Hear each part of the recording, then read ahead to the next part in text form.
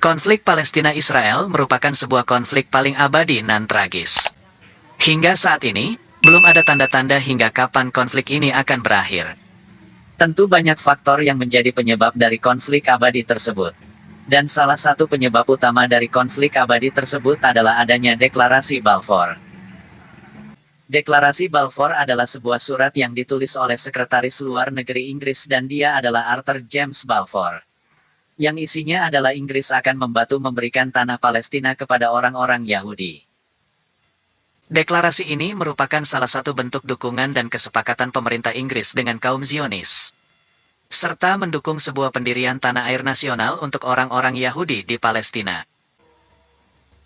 Surat ini ditulis pada tanggal 2 November tahun 1917.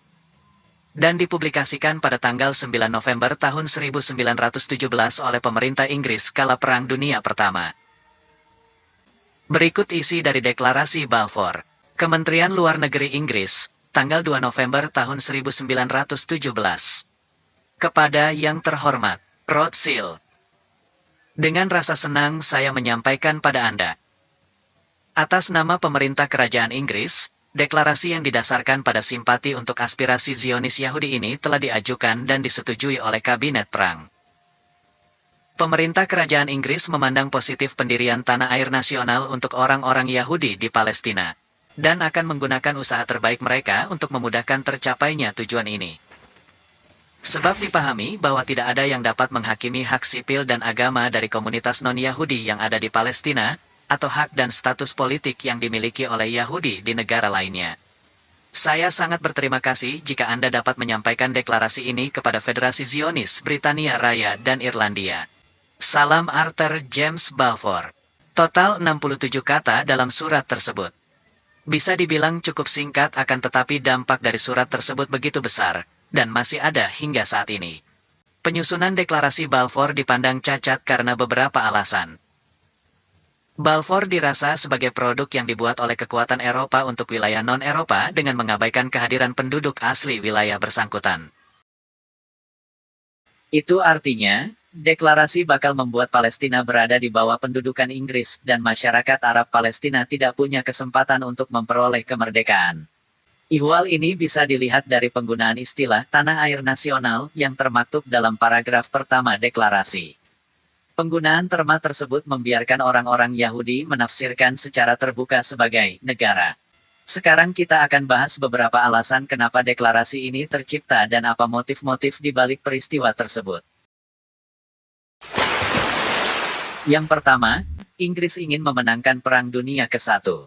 Inggris yang mengumumkan perang pada Agustus tahun 1914 yang sekaligus sebagai penanda dimulainya Perang Dunia I.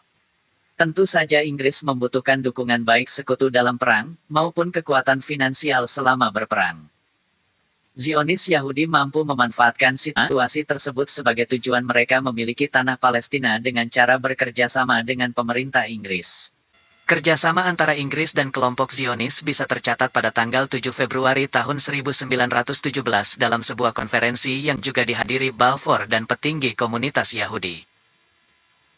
Dalam diskusi lanjutan tanggal 19 Juni Balfour meminta Rothschild dan temannya, Chaim Weizmann, Presiden Israel pertama, untuk menyusun rancangan sebuah deklarasi publik. Keduanya memenuhi permintaan Balfour dan kemudian mendiskusikannya dengan Kabinet Perang Inggris sepanjang September dan Oktober di tahun yang sama. Hal ini dilakukan pemerintah Inggris karena mereka percaya bahwa Zionis Yahudi terutama keluarga Rothschild mempunyai pengaruh yang sangat luar biasa atas keuangan dunia. Yang kedua, Inggris percaya Zionis Yahudi bisa membujuk Amerika untuk berperang dan menjadi sekutu mereka. Inggris sangat yakin bahwa para bankir Yahudi yang menetap di Amerika Serikat pasti bisa membujuk Presiden Amerika Serikat kala itu Woodrow Wilson untuk membantu Inggris di Perang Dunia I. Amerika yang pada awalnya bersikap netral selama kurang lebih 2 tahun setengah kepada kedua kubu tiba-tiba setuju dengan perintah kaum Zionis untuk ikut berperang. Yang ketiga, Inggris juga berharap bahwa Kaisar Rusia menjadi sekutu. Bukan hanya Amerika saja, Inggris juga berharap komunitas Yahudi di Rusia mampu membujuk Perdana Menteri Rusia Alexander Kerensky agar mau membantu mereka. Tapi rencana ini gagal karena di Rusia sendiri sedang terjadi revolusi Bolshevik. Yang keempat, tanah Palestina akan menjadi pos pertahanan Inggris kala itu. Dan salah satu bentuk kerjasama yang ditawarkan oleh kaum Zionis dalam memanfaatkan situasi Inggris adalah apabila bangsa Yahudi berhasil mendirikan sebuah tanah air di Palestina, akan mudah bagi Inggris untuk membangun kekuatan di Mediterania. Sesudah Inggris mengumumkan perang terhadap Kesultanan Utsmaniyah pada bulan November tahun 1914, Kabinet Perang Inggris mulai memikirkan masa depan Palestina. Hal ini mulai dimanfaatkan oleh Herbert Samuel, seorang menteri Yahudi pertama dalam Kabinet Inggris, untuk merayu jajaran Kabinet Perang untuk setuju akan berdirinya tanah air nasional kaum Zionis. Hal ini bukan tanpa alasan. Herbert berpendapat bahwa merupakan kepentingan Inggris juga untuk menempatkan sebuah kekuatan bersahabat dekat dengan Suez di wilayah Palestina. Dan alasan terakhir mengapa adanya deklarasi ini adalah adanya kepercayaan kedatangan kedua. Seperti yang dijelaskan dalam The Balfour Declaration. A Hundred Years On, yang dipublikasikan Foreign Affairs, Jonathan Sneer menjelaskan bahwa salah satu alasan yang mendorong Inggris mengeluarkan deklarasi ini adalah jajaran kabinet pemerintahan Inggris, terlebih Eliot dan Balfour, bersimpati dan ingin membantu Yahudi.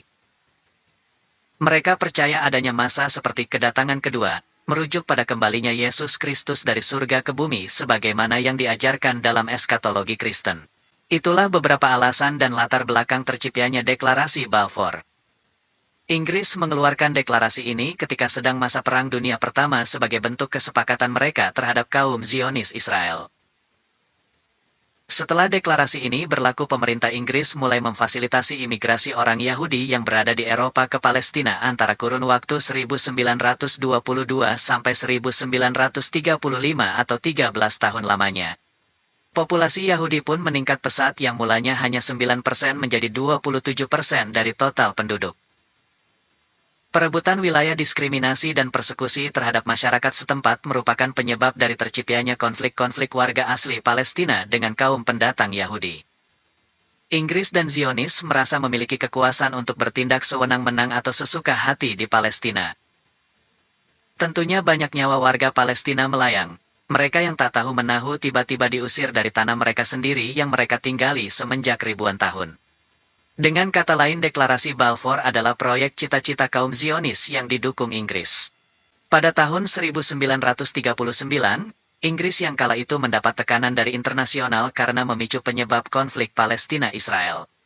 Sehingga melibatkan PBB untuk menyelesaikan konflik tersebut. PBB yang mulanya didirikan dan disponsori kaum Zionis telah gagal menyelesaikan masalah konflik tersebut.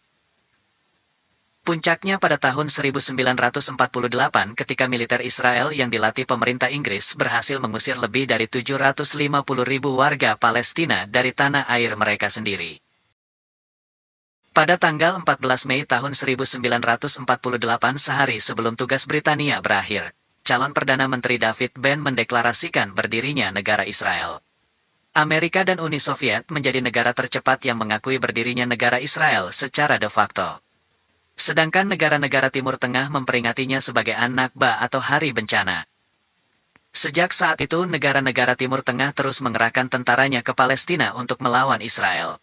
Kenyataannya, dalam deklarasi Balfour yang mengatakan bahwa semua dapat hidup berdampingan adalah kebohongan.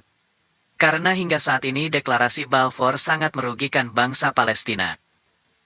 Karena tujuan yang sesungguhnya adalah penghapusan bangsa Palestina yang dilakukan dengan cara memusnahkan bangsa Palestina dan membunuh warga Palestina. Pada tahun 1947, ketika PBB mengeluarkan resolusi 181 yang membagi dua wilayah Palestina, 56% dialokasikan menjadi negara Yahudi, dan sisanya untuk negara Arab. Sementara itu, pengelolaan kota Yerusalem diberikan kepada Special International Regime. Tapi Israel terus melakukan agresi dan perluasan tanah sehingga wilayah Palestina pun banyak yang berkurang dan kini hanya mendapatkan kurang dari 50% tersisa dari jatah yang semula diberikan PBB. Pada tahun 1956 untuk pertama kalinya Israel melakukan pembunuhan massal di desa Kolkia, Kur Kasem dan Han Younis. Serta bukan hanya membunuh warga Palestina. Israel juga diikuti perluasan wilayah dan akhirnya menjadi sebuah kebiasaan bagi Israel untuk melakukan penyerangan dan perluasan wilayah sampai saat ini. Itulah pemirsa peristiwa di balik lahirnya Deklarasi Balfour, yang menyebabkan malapetaka bangsa Palestina hingga saat ini.